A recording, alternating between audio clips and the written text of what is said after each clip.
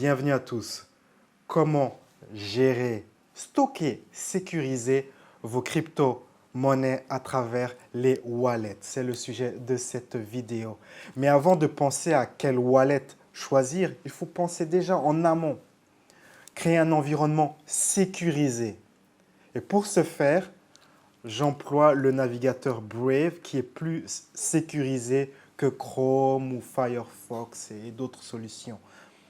J'emploie Brave et aussi j'emploie un VPN qui cache mon identité sur l'Internet. Donc, si vous essayez de savoir où ce que je suis géographiquement, eh bien, avec un programme, vous trouverez que je suis à Singapour ou à Tokyo. Ma position géographique est cachée, ce que j'écris sur Internet est également crypté. J'ai créé un environnement sécurisé pour gérer mes crypto-monnaies. Et donc, depuis cet environnement sécurisé, eh bien, on va vers les wallets. Alors, il existe plusieurs types de wallets. Il y a les wallets matériels, comme celui-ci. Il y a les wallets logiciels, des programmes que vous installez sur votre ordinateur. Il y a les wallets mobiles que vous installez sur vos téléphones. Et il y a aussi les wallets qui sont des extensions plugins de vos navigateurs web. Alors, j'emploie toute une série de wallets. Une bonne pratique consiste de ne pas mettre tous vos œufs dans le même panier. En cas de piratage, de perte ou de vol, ou même si on vous demande OK, vide ton portefeuille, en cas d'attaque, d'agression, en cas de problème avec vos crypto-monnaies, c'est mieux de répartir les risques en fait.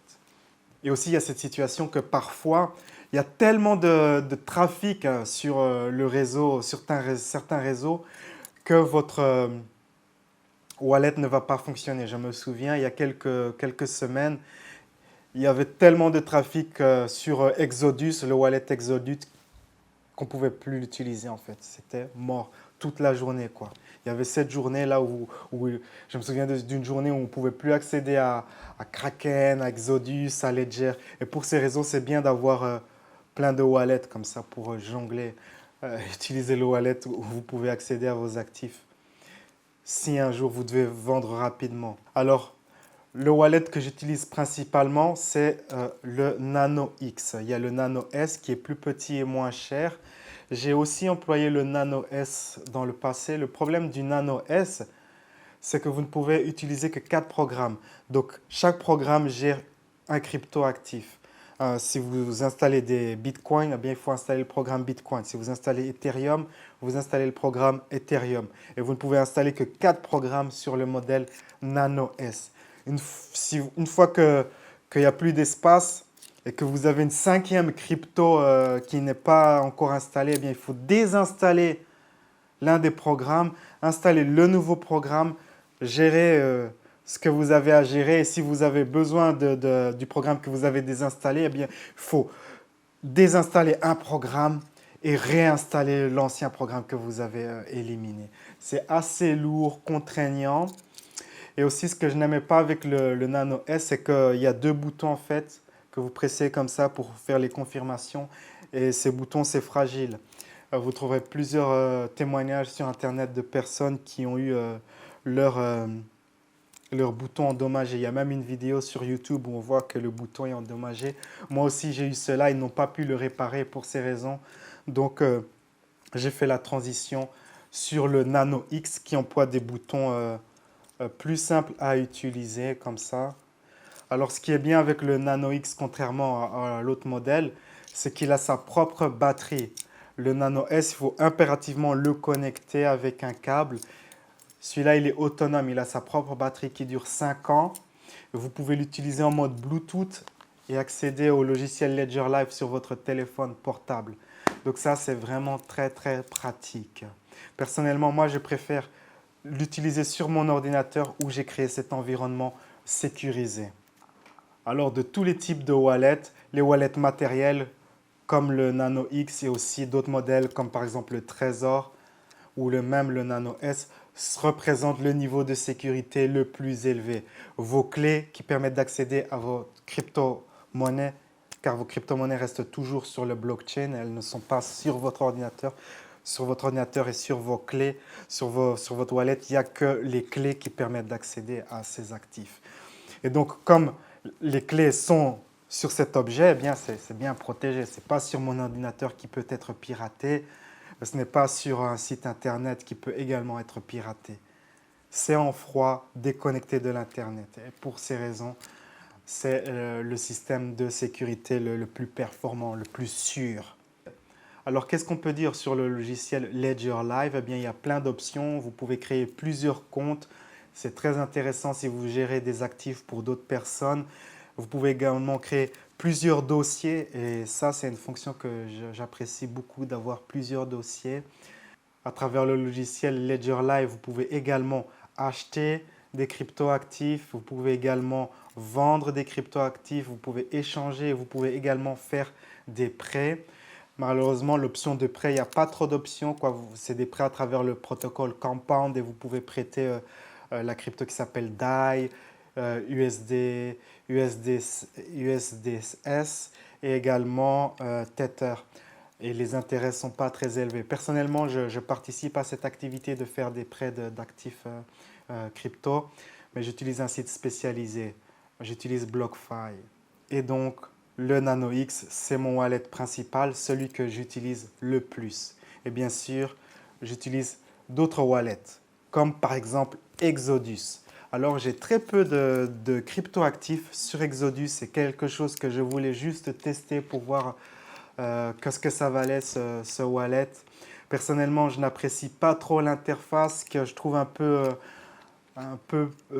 flou, pas très clair. Toutefois, beaucoup de gens apprécient Exodus. C'est une très bonne solution pour les débutants. Alors, quand vous utilisez Exodus, vos clés sont stockées sur votre ordinateur.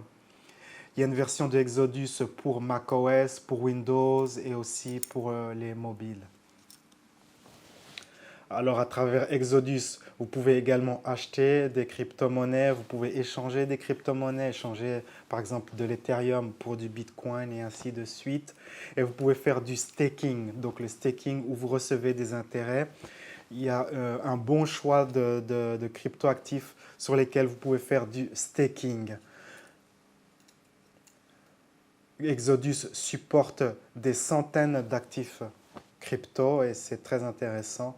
Et donc, Exodus représente une solution intéressante. L'interface est en anglais, mais c'est quand même pas trop compliqué de l'utiliser comme ça pour gérer, envoyer, stocker vos crypto-monnaies.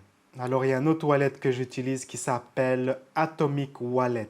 J'aime beaucoup Atomic Wallet. C'est open source. L'interface est assez fluide, simple, minimaliste. Et vous pouvez également échanger des crypto-monnaies. Vous pouvez acheter des crypto-monnaies. Mais bien sûr, les commissions sont plus élevées que sur une plateforme dédiée telle que Kraken ou Binance. Mais vous pouvez quand même faire cette option à travers le wallet, également sur les autres modèles. Et ce qu'il y a, c'est que vous pouvez également faire aussi du staking. Et ce que j'aime bien sur Atomic, c'est que les taux d'intérêt en fait sont meilleurs sur Atomic Wallet que par rapport à Exodus. C'est la raison principale pour laquelle j'utilise Atomic, car les taux d'intérêt sont meilleurs, plus élevés que sur Exodus ou même que sur Ledger. Par exemple, vous avez 17% sur Zilliqa, 5% un peu plus sur Cardano. Par exemple, sur Exodus, c'est que 4% les intérêts annuels sur Cardano. Donc, j'utilise Atomic pour cette raison, car les taux d'intérêt sont meilleurs. Alors, parlons du support technique. Les supports techniques, j'ai eu affaire au support technique de Ledger. C'était pas terrible. C'est un programme comme ça qui lit votre question et qui cherche un article qui correspond à peut-être ce que vous avez demandé. Donc, j'ai pas trop apprécié ce support technique, malgré que j'avais envoyé un email pour recevoir une réponse d'un humain, mais j'ai quand même reçu une réponse robotisée. Exodus, je n'ai pas encore eu affaire à leur service technique. Il paraît que c'est bien. Personnellement, je n'ai pas encore testé. Atomic. Atomic, j'ai eu affaire à leur service technique. Ils m'ont répondu dans la journée, nickel. J'ai beaucoup apprécié le service technique de Atomic Wallet. Donc ça, c'est principalement les wallets que j'utilise. Ce sont toutes des solutions qui conviennent pour les débutants. Il y a des wallets bien plus sophistiqués, bien plus avancés, mais je recommande l'un de ces trois wallets pour les débutants. Il y a des wallets qui n'existent que sur les téléphones mobiles, par exemple Moonlet, et il y a des wallets spécifiques à une crypto-monnaie bien spécifique. Par exemple, pour Zilliqa, j'emploie Zillet. Pour certains de mes ADA, j'emploie Adalit. Et donc, j'ai des ADA sur Exodus, j'ai des ADA sur Atomic et j'ai des ADA sur également Adalit. Pour Theta, j'utilise leur wallet en fait. J'utilise le wallet Theta. Alors, quel wallet choisir si vous démarrez? Eh bien, je vous recommande soit le Nano S, si vous êtes un petit budget, il coûte 60 euros, ou soit le Nano X, qui coûte 120 euros. Mais si vous êtes sérieux, vraiment sérieux avec vos crypto-monnaies, prenez le Nano X. Ce qui est bien avec le logiciel Ledger Live, c'est le seul logiciel qui est en français. Tous les autres sont en anglais. Et également, vous pouvez utiliser les autres wallets comme ça pour mettre un peu d'actifs par-ci, par-là, pour ne pas mettre tous vos œufs dans le même panier. Et à un moment, vous aurez tellement d'actifs en fait que vous serez obligé d'employer le wallet spécifique de la crypto-monnaie, comme par exemple pour Theta.